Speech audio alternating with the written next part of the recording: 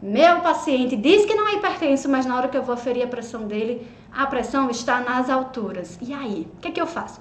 Eu acredito nele, eu vou fingir que não ouvi, vou tratar ele como se fosse hipertenso, já que a pressão está dando alta, vou acreditar no que ele está dizendo e vou duvidar de mim, da minha aferição. E aí, o que pode estar acontecendo? Vamos pensar comigo sobre isso? Então, vamos lá. A primeira pergunta que a gente vai fazer é justamente o quê?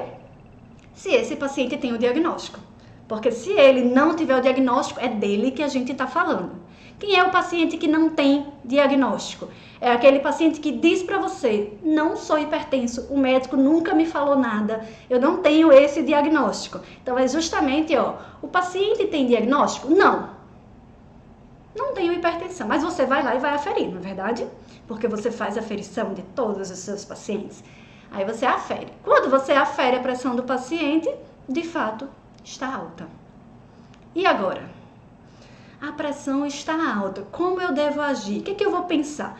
Por que é que ele está dizendo que o diagnóstico não existe, mas a pressão está dando alta? Eu tenho 3 possibilidades que eu vejo assim mais fortes. A primeira delas, pasmem, é a aferição inapropriada. Eu tenho certeza que do outro lado aqui tem gente que afere a pressão tranquilamente. Tem muitos dentistas, inclusive, que têm formação, tem outras formações também. Mas independente disso, muitos cirurgiões dentistas que aferem com uma técnica boa, que se garantem. Mas tem muita gente que tem dúvidas. Tem muita gente que ainda se sente inseguro, não é verdade? Em relação à técnica de aferição de pressão arterial. Então eu vou trazer para vocês aqui alguns erros comuns em relação à aferição propriamente dita para você fazer uma autoanálise. E aí, uma vez que você fizer essa autoanálise, você, poxa, realmente tem alguma coisinha que eu tô falhando, a gente vai combinar um outro momento aqui, uma outra aula aqui no YouTube, para a gente conversar sobre essa aferição, as técnicas de aferição de pressão arterial. E aí, só para lembrar você que tá aqui no Insta, vai ser aqui no YouTube, tudo no YouTube. Tá? Estaremos aqui conversando sobre como aferir a pressão arterial do nosso paciente no consultório odontológico ou no home care, enfim, como aferir a pressão do meu paciente.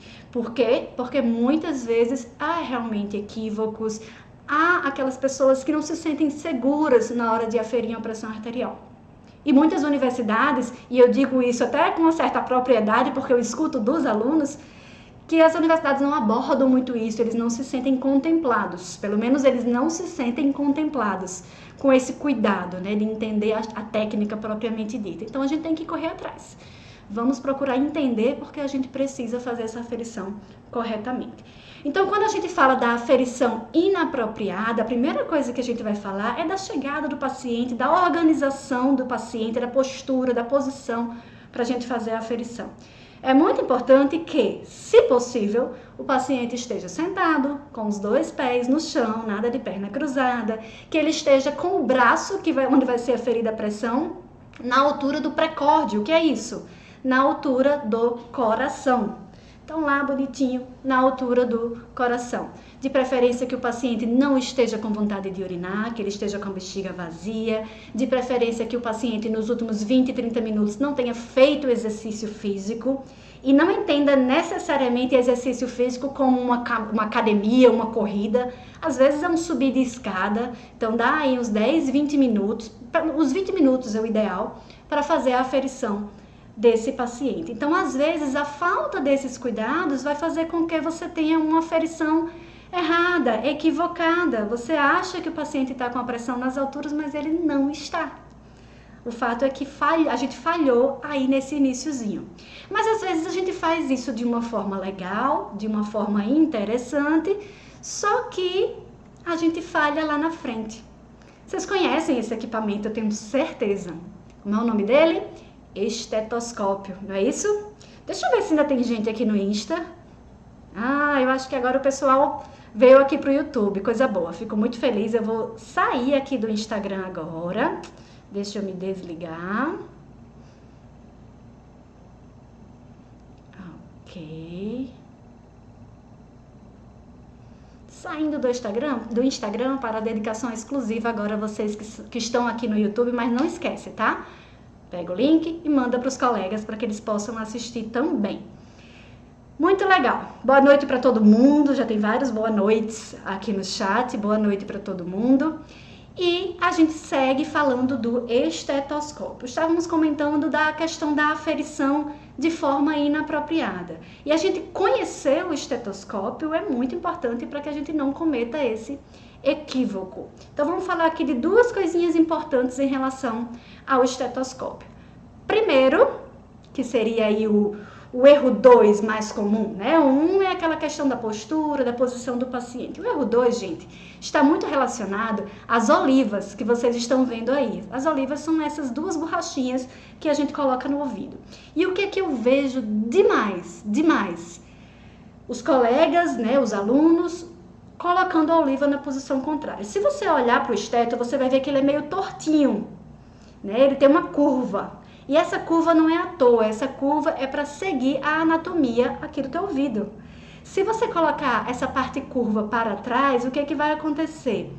Aquele pontinho do esteto, que era para onde está entrando o som, ele vai estar em contato com a parede do teu ouvido, ele vai estar lá, ó, assim, na parede do teu ouvido. Você não vai ouvir nada. Professora, não estou ouvindo nada. Não vai ouvir nada, nem eu vou ouvir, ninguém vai ouvir. Se fizer desse jeito. A gente precisa colocar ele no sentido contrário para ele ir no sentido do ouvido, para que assim você possa escutar. Parece uma coisa meio boba, mas que acontece. E se a gente não observar, preste atenção quando você vai a um médico, a um profissional de saúde que vai aferir a pressão. Ele coloca o esteto na frente primeiro do olho para ver qual é a posição para poder posicionar. Então, muito cuidado com este ponto. Perfeito? Erro bastante comum que vocês não vão cometer. Um outro ponto, tá lá para baixo, é em relação à campana ou diafragma. Professor, eu posso usar um ou outro? A Sociedade de Cardiologia diz que sim. Normalmente a gente usa o diafragma, que é essa parte maior. E o diafragma, em tese, vai resolver para o que a gente precisa, para ouvir a pressão arterial, para ouvir os batidos, lá, as batidas, né? O primeiro som e na hora que o som desaparece, as duas batidinhas. A gente consegue ouvir bem usando o diafragma. E onde que a gente deve colocar o diafragma, que também faz parte desse terceiro equívoco, desse terceiro erro muito comum?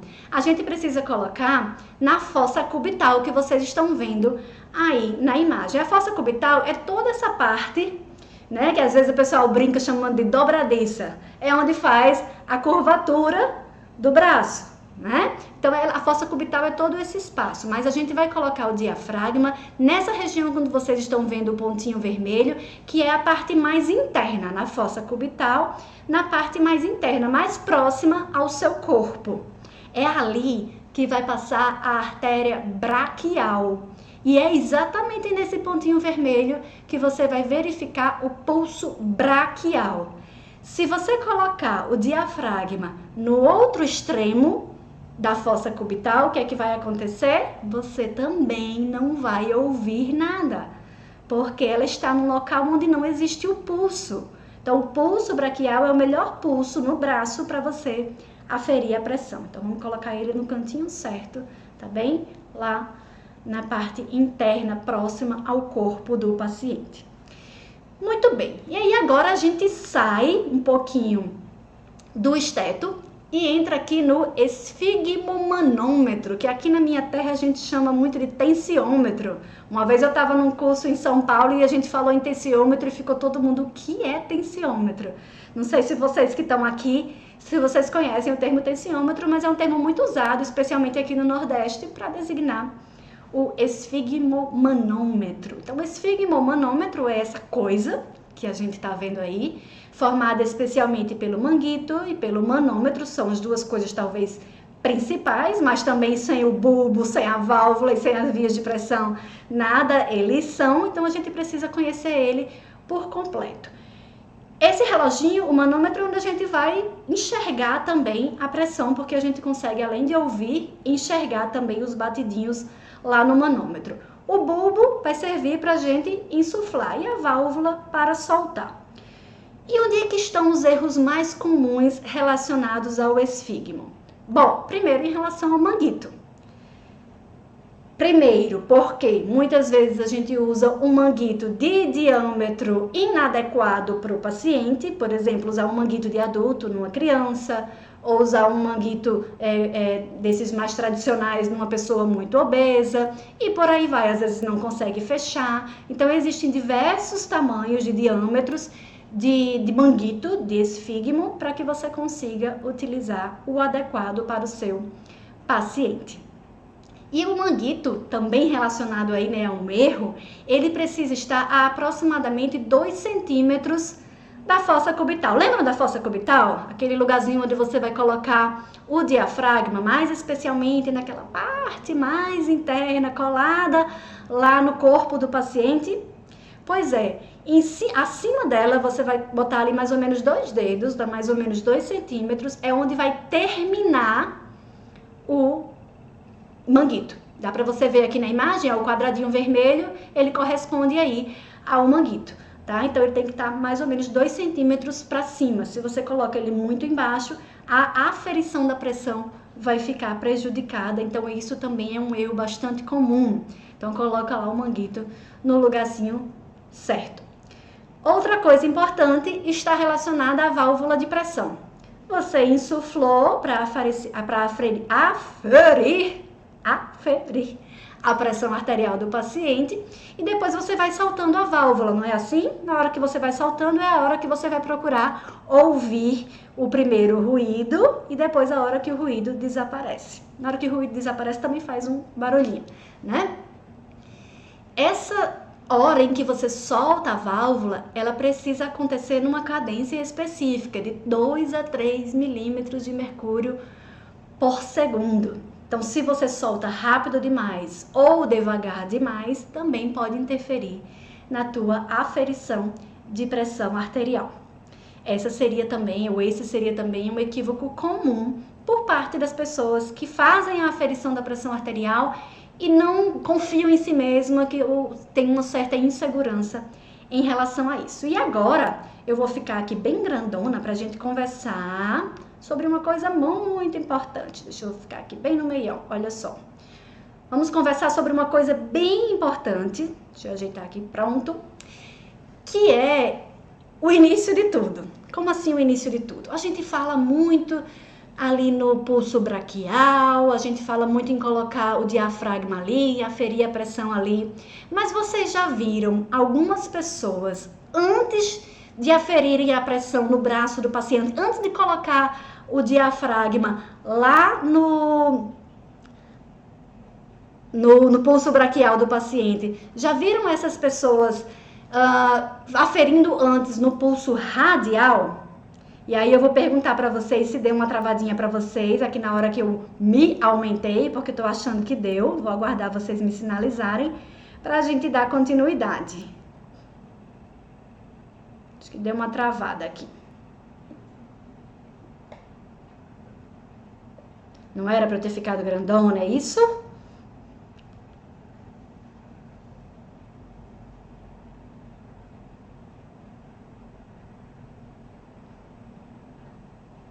Guardar vocês me dizerem para a gente dar continuidade. Porque agora a gente vai conversar sobre o pulso radial, que é um outro pulso tão importante quanto o braquial na hora de aferir a pressão arterial do nosso paciente. Então, pulso braquial e pulso radial são duas coisas diferentes, mas todos dois são essenciais para a gente aferir a pressão arterial do paciente de uma forma eficaz. O pulso braquial, vocês já sabem onde fica. O pulso braquial fica lá na fossa cubital, na região mais medial, né, mais em contato com o corpo do paciente. Então, acho que isso já ficou bem claro para todo mundo. Mas e o pulso radial? Onde é que o pulso radial fica?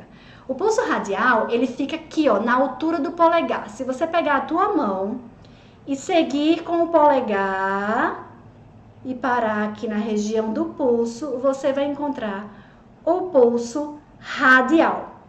O pulso radial fica exatamente aqui onde vocês estão vendo o meu dedo.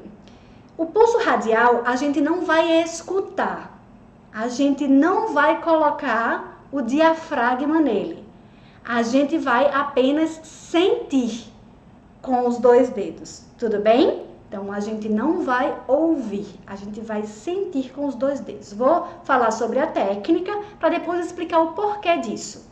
Então, antes de começar a aferir a pressão propriamente dita lá no braço, vocês vão aferir a pressão, vão aferir o pulso radial. Então, pede para o paciente estender as mãos dele e você vai colocar o dedo lá no pulso radial. Vocês podem fazer isso agora, né? Que bom que tá tudo certo para vocês aí. Vocês podem fazer isso agora. É só colocar aqui no chat para mim se conseguiu sentir. Você vai conseguir sentir seus 2 dedos lá no pulso radial. Vê se você consegue sentir lá. Tum, tum, tum, tum, né? São as batidas do pulso, que correspondem à frequência cardíaca, tá? Então, primeiro a gente vai fazer isso, sentir o pulso. Colocou os 2 dedinhos lá no pulso, aí você vai começar a insuflar a válvula lá do esfígmo. E você vai insuflando com uma mão e a outra mão tá lá no pulso do paciente. Vai insuflando e a mão tá lá no pulso do paciente. Aí isso exige treino. A gente precisa treinar essa coisa. Sabe aquela coisa de você fazer um círculo com a mão esquerda e um traço com a mão direita? Que é meio, né? Às vezes a gente não consegue fazer de primeira. Então, uma mão vai estar insuflando e a outra mão vai estar sentindo o pulso radial. Você vai perceber que você insufla, insufla e você continua sentindo o pulso. Vai ter uma hora que você não vai sentir mais. Vai ter uma hora que o pulso do paciente vai desaparecer. Nessa hora que você não está sentindo mais o pulso radial, é a hora que você tem que entender que, para você ir lá com o diafragma no pulso braquial do paciente, antes disso, você precisa insuflar mais 30 milímetros de mercúrio aproximadamente, que corresponde aproximadamente a 2 vezes insuflando lá o bulbo, tá? Então, de novo, tá lá sentindo o pulso radial do paciente e tá insuflando o bulbo. Tá insuflando e tá sentindo o pulso. Na hora que você parar de sentir o pulso radial, é a hora que você entende que você tem que insuflar mais 2 vezes aproximadamente. Aí você sai lá do radial, o radial não te serve mais. É a hora de você colocar o diafragma lá no braquial e começar a sua aferição de pressão arterial que você já conhece, soltando a válvula lá devagarzinho. Aí você vai ouvir um primeiro barulho, depois você vai ver que esse ruído ele vai desaparecer. O primeiro barulho corresponde à pressão máxima e o segundo lá na hora que ele vai embora, né? Eu chamo de segundo barulho, mas na verdade é na hora que o ruído desaparece, a gente tem a pressão mínima do paciente. E essa pressão máxima e essa pressão mínima tem tudo a ver com as batidas do coração. Quero muito em uma oportunidade discutir isso com vocês, porque eu sou daquela ideia de que não dá para fazer uma coisa sem entender o que está acontecendo. Eu quero que vocês entendam o porquê desses barulhos. Que ruído é esse que eu escuto na hora em que eu digo, a pressão máxima é tanto? Por que faz esse ruído? Não é do nada. Então, por que acontece? E por que ele vai embora? Né? Então, isso tem tudo a ver com as batidas do coração, é super interessante. E quando você entende, a coisa fica tão lógica que você se sente até mais motivado para aferir a pressão dos teus pacientes, acredite em mim. Tá? Então, de novo, aferiu, colocou lá os 2 dedinhos no pulso radial, insuflou, parou de sentir o pulso radial, vai lá para o braquial, mas antes insufla mais 2 vezes e agora sim vai soltando para você saber de fato qual é a pressão do paciente. Agora, preste atenção numa coisa. Por que é que eu preciso fazer isso? Professora, por que eu não vou direto lá para o braquial, insuflo e faço a aferição? Por que eu tenho que ir para o radial, esperar não sentir mais o radial, dar aquele tempinho, insuflar mais 2 vezes para ir para o braquial para sentir? Por que é que eu faço isso? Por um motivo muito simples. Imagine uma pessoa que naquele momento está fazendo um pico hipertensivo importante. Vamos lá, está com 210 por 110. E na hora de você insuflar, você não insuflou até 210, você insuflou até 200.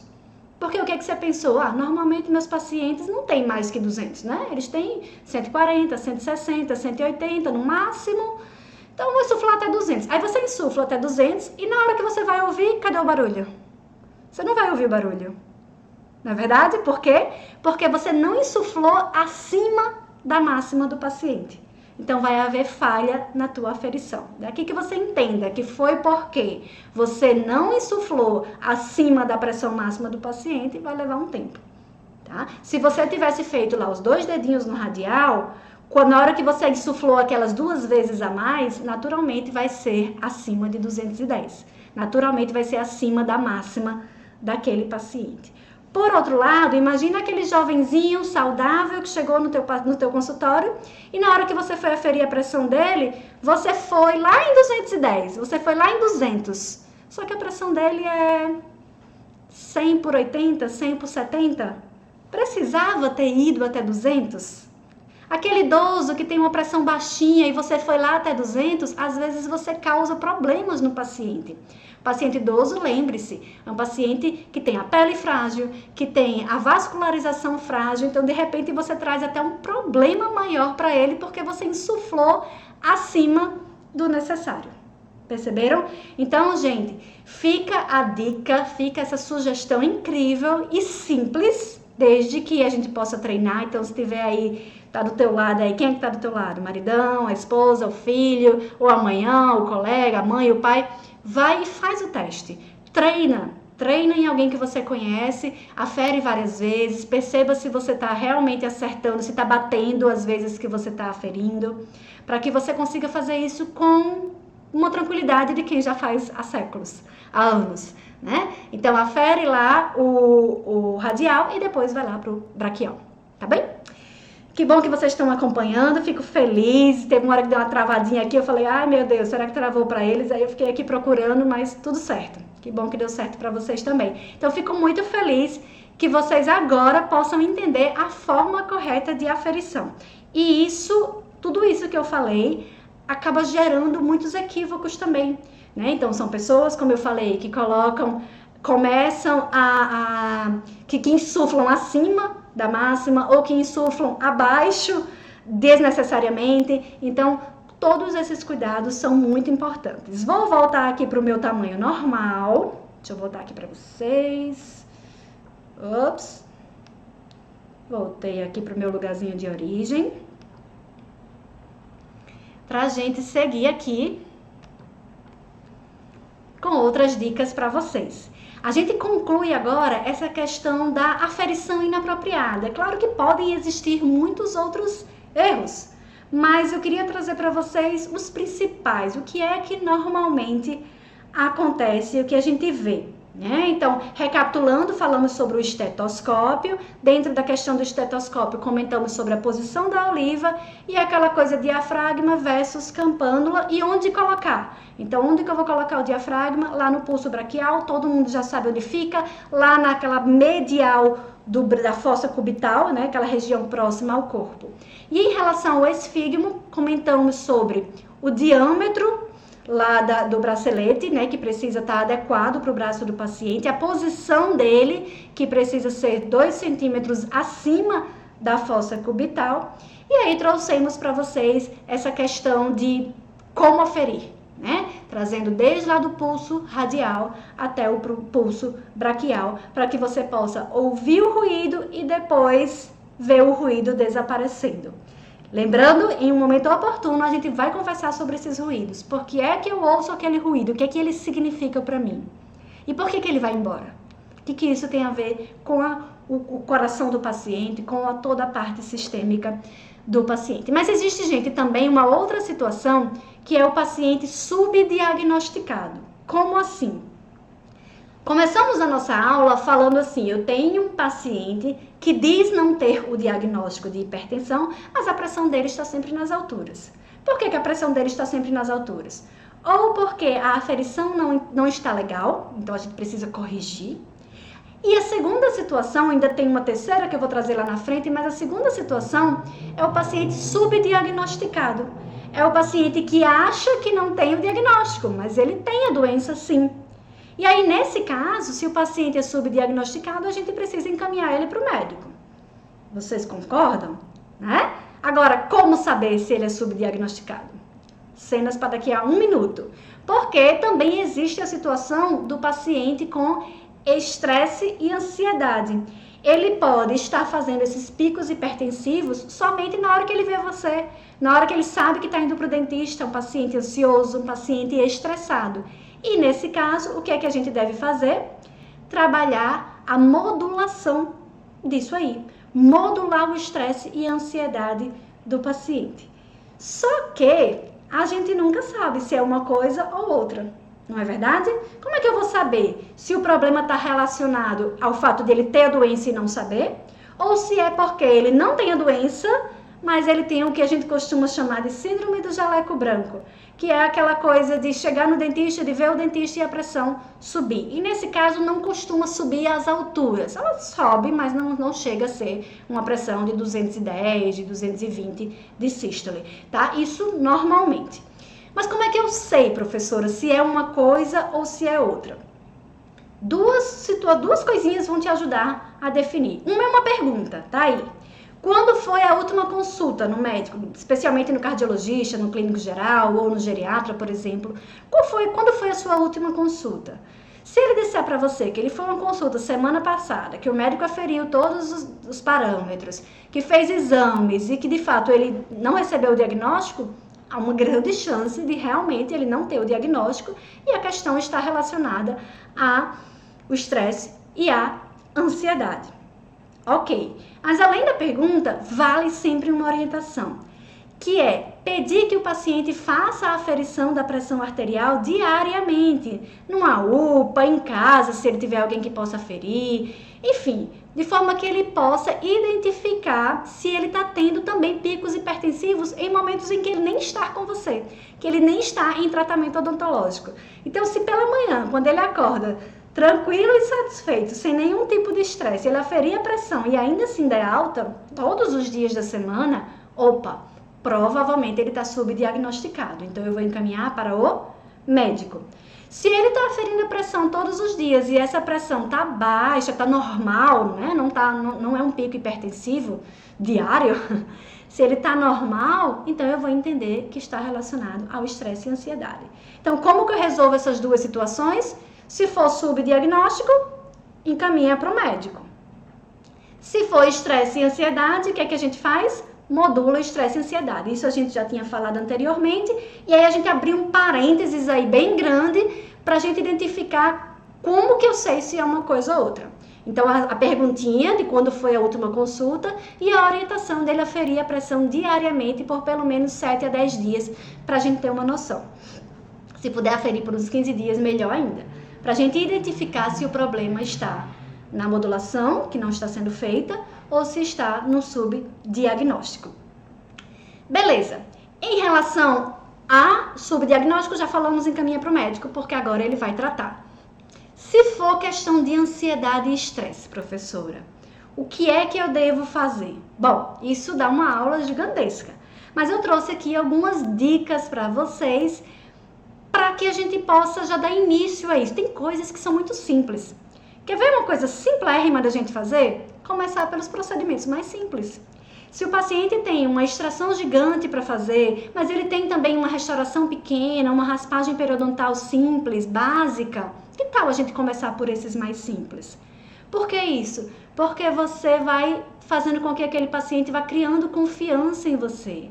Você aproveita esses momentos para fazer aquele rapport, né? Para quem não sabe, o rapport é criar uma identificação com o paciente. Em outras palavras, é se aproximar do paciente, chegar junto do paciente, mostrar que está ali com ele, né?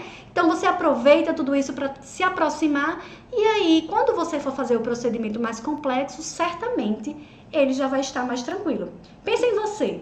Independente de você ter síndrome de jaleco branco ou não. Você vai a um médico, a um dentista e precisa fazer 2 procedimentos, um super complexo e um bem simples. Você não vai preferir começar pelo simples? Não é verdade? Então, isso é uma coisa simples e fácil de se fazer. Uma outra coisa que também não é difícil é não permitir que aquele paciente veja os instrumentais, que ele veja sangue. Então, a gente tem formas, a gente sabe que a gente tem, né? Colocar atrás do paciente os instrumentais, de estar sempre sugando, de não falar na palavra sangue, de não falar na palavra dor, né? Às vezes a gente tá operando e faz, fique tranquilo porque tá sangrando um pouquinho. A gente quer acalmar o paciente, mas a gente falou a palavra sangrando. A gente debutou aí no gerúndio, ó, sangrando, é sangue. Ele não ouviu a frase, ele ouviu a palavra sangue, né? É que nem a história da dor, né? Você, ó, fique tranquilo que você não está sentindo nada, não tem dor nenhuma, não é? Mas você falou a palavra dor e ele captou a palavra dor. Sabe aquela história do não pense em elefante? Vamos lá, todo mundo agora, ninguém pensa em elefante. O que vocês pensaram? Em elefante. Né? Então a gente não pode falar a palavra. Em vez de perguntar, tá tudo bem? Tá sentindo dor? A gente vai dizer, tá tudo bem, tá tudo certo, né? Não fala a palavra dor. Beleza? Da mesma forma, não se fala em sangue, não se fala em nada que possa assustar. Até os instrumentais, se você puder não falar, até o barulhinho do instrumental, evitar aquele tlim, tlim, né? Quando a alavanca bate na outra. Então, evitar tudo isso para esse paciente é muito importante. A gente precisa entender que muitos pacientes são fóbicos mesmo, ou pelo menos não gostam, não se sentem bem nessa situação. Também a questão surpresa, né? Às vezes a gente vai anestesiar, vai sentir só uma picadinha.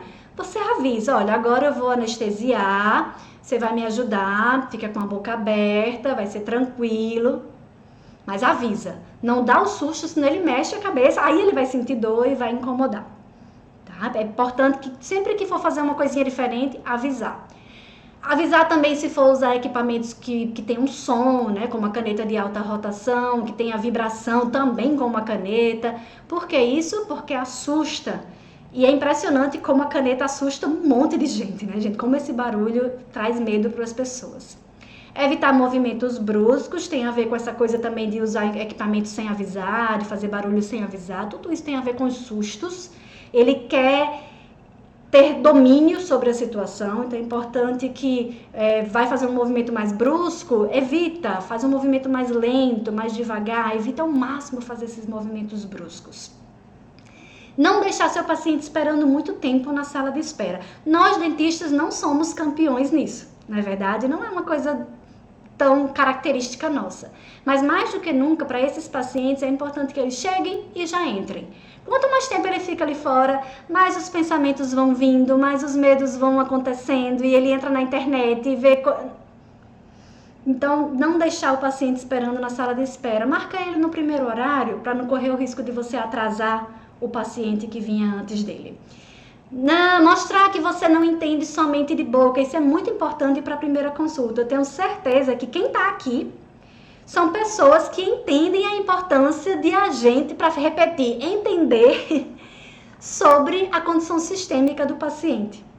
Então, quando você está conversando com o paciente, que você traz para ele, na sua fala, traz para ele a informação de que você é um dentista diferenciado, de que você não é aquele dentista que trata só dente, de que você está preparado para tudo, que você tem todos os conhecimentos. Aí você pede exame, você avalia o exame, você entra em contato com o médico. Tudo isso você faz porque é importante, mas você vai fazer também porque é importante pro paciente. E a gente percebe quando isso é importante para o paciente. Que termina a consulta que a vozinha, né, ou a filha da vozinha diz assim, nossa, você é diferente, né? Você nunca nenhum dentista aferiu a pressão de mamãe, nunca nenhum dentista aferiu a glicose de mamãe. Então, assim, são pessoas que vão levar em consideração, que vão se sentir mais tranquilas e vão levar essa tranquilidade para os pacientes também. Desmistifique as verdades trazidas pela mídia. Gente, pelo amor de Deus, o que é essa mídia aí? Os vídeos... Os filmes, eu lembro quando era pequena que eu ia naquelas lojas de DVD, né? Na época, videocassete, DVD. Aquelas imagens horrorosas, né? Monstros, quando se falava em dentista, monstros, fantasmas, as pessoas gritando. Sempre tinha alguma imagem de alguém na frente abrindo a boca, horrorizado. Aquela coisa muito ligada à dor, a estresse. Então, quem já tem medo e acaba ouvindo isso, vendo isso...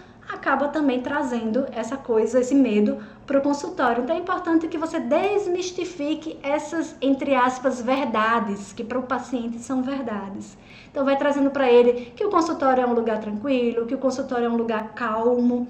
E a melhor forma de você trazer para ele essa sensação é começando do mais simples. Aí eu volto lá para o primeiro. A melhor forma é começando do mais simples. Começa do mais simples, vai devagar. Começou a consulta, já terminou, já resolveu aquele problema, ele vai sair com a sensação de que o consultório é um lugar tranquilo, não é aquele lugar de horror que pinta aí, né, o que pintam aí as mídias, não é verdade?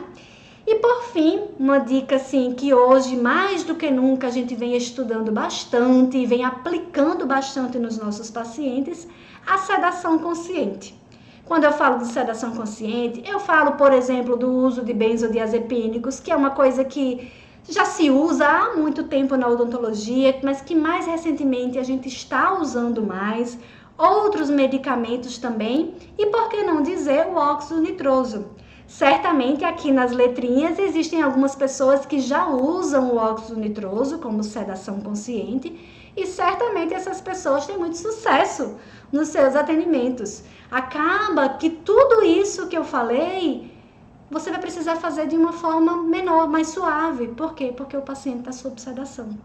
Então, sabe aquele paciente que nem senta na cadeira? Se você faz uma pré-sedação, como assim? Você medica ele antes de ir para o consultório. E aí a forma como você vai medicar vai depender do paciente, mas você medica. Ele já chega meio, né? Paz e amor.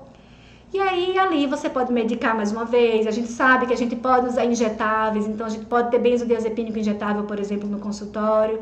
E a gente precisa, claro, saber usar. Não é para fazer às cegas, mas saber usar de uma forma segura, consciente, assim como a sedação, trazendo benefícios para o nosso paciente. Então, o objetivo final é que o nosso paciente ele consiga ter moduladas o seu estresse e a sua ansiedade.